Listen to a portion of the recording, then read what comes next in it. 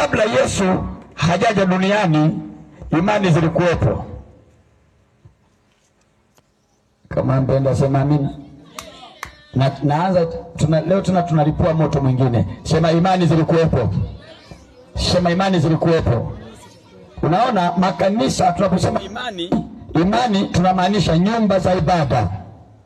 Tunaposema imani tunamaanisha dini mbalimbali. Kwa hiyo dini zilikuwepo. Hata wakati Yesu hajazaliwa dini zilikuwepo. Mojawapo ya dini iliyokuwepo ilikuwa ni Usabato. Dini ya pili iliyokuwepo zilikuwa ni dini za waabudu mashetani. Dini za waabudu mashetani au miungu. Mojawapo ya dini hizo kulikuwa kuna dini zinaitwa Maashtorefu.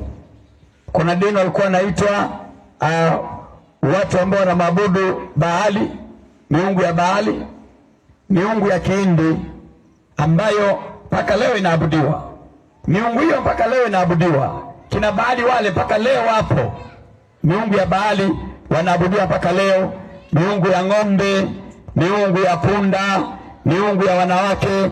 Naona unakuta mahali imesimamishwa sanamu ya mwanamke, imevalishwa kimalikia, ni mungu yule kwa watu. Kwa hiyo kabla Yesu hajazaliwa miungu hiyo ilikuwepo na ilikuwa inaabudiwa. Kama unanielewa sema amen. Sema tena amen. Sema tena amen. Sasa unisikize kwa makini sana. Lakini leo duniani watu wanalala wanaota. Watu leo wanalala wanaota. Na mojawapo ya dini nyingine iliyokuwepo ilikuwa ni dini ya Buddha, ambayo ndani yake ina watu wanaitwa Mashaurini temple. Mashaurini, hebu Mashaurini. Lakini shetani anapokuja duniani huwa haji katika muonekano wa kishetani. Shetani haji kama shetani. Huwa lazima avae umbo. Ama umbo la dini, ama umbo la imani, ama umbo la dhehebu, ama umbo la taasisi fulani. Hapo huwezi kumjua, lakini ndio shetani. Ndio shetani huyo. Ndio maana leo ziko taasisi zinazofadhili kabisa wanaume waoane kwa wanaume. Unaona ni taasisi inakuja kabisa inatoa taaluma wanawake kwa wanawake waoane. Unaona ni taasisi lakini imejificha ndani ya sura fulani. Unakuwa unaona ama inaitwa taasisi ya misaada ya vitu fulani. Lakini ukiingia mle ndani unakuta mambo ya kishetani kabisa, yani mambo ya kipepo, mambo ya kichawi. Sasa unaweza kuona kabla Yesu hajazaliwa kuna hawa wao walikuwa wanaitwa Mashaurini. Ese Mashaurini. Unaona hawa ni taasisi lakini ni dini. Ni dini. Ni dini kabisa. Na leo Waafrika wamo. Waafrika wanaingiaje leo? Ukimuuliza Mwafrika Shaurini ni nini? Haelewi, wengine hawaelewi ni nini. Lakini mwingine kijana ataingia kwa sababu ameenda kujifunza kung fu, karate, judo. Naona wanaruka juu, wanapiga watu, wanatoa macho, wanabomoa figo, wanaua. Naona wana mafunzo makali ya karate, kung fu karate. Naona unajua asili ya hawa ni nini? China. Asili ya hawa ni China. China haijawahi kumjua Mungu. China wao Mungu wao alikuwa rais wao wa kwanza alikuwa anaitwa Mao. Kwa hiyo China haijawahi kujua kuna Mungu. Na hata leo hawajui kuna Mungu. Labda wanaokuja huko Afrika au wanaokwenda kwenye mataifa mengine ndio wajue kuna Mungu.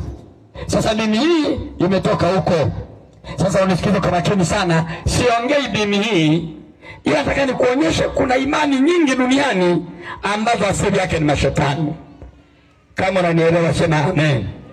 Sasa utajuaje ni mashetani? Utajuaje dini hizi nyingi asili yake ni mashetani? Ndio maana mtu anaweza akalala. Umelala unaota ndoto, unakimbizwa na kundi la maninja. Naona unasema nimelala nikaota maninja, lakini maninja hawa wewe unaonaga kwenye TV. Watu wamefunga uso, wameacha macho, wana visu, wanaruka juu, wanakata watu shingo. Unasema ni mchezo wa ngumi. Na ninja hawa asili yao ni wachawi. Ninja ni wachawi kabisa yani. Ila ni wachawi ambao wametengeneza asili kama ya mchezo hivi, mchezo wa ngumi, lakini unaona ni maninja hawa. Kama mnanielewa sema amen. Sasa shetani anao hawa huwa anawatumia kwenye ulimwengu wa roho wa ndoto. Unajua shetani hushambulia sana maisha ya watu kwa kutumia ndoto. Ndio maana mtu anaweza kawa amelala, anaota anakanyaga mavi, anaota anakula nyama zimeoza. Mwingine amelala anaota anasikia harufu mbaya ya viatu. Mwingine amelala anaota anaogelea baharini. Shetani hushambulia watu kwa kutumia ndoto.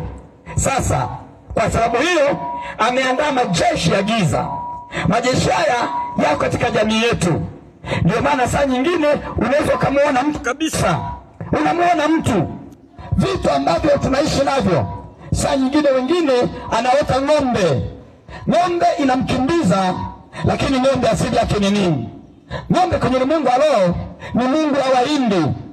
Wahindi wanaabudu ng'ombe, ng'ombe ni mungu kwao. Kwa hiyo mtu mwingine akilala anaota ng'ombe na mapembe, maana yake ni miungu ya Kihindi. Shetani ameamua kutumia hii kukimbiza mtu.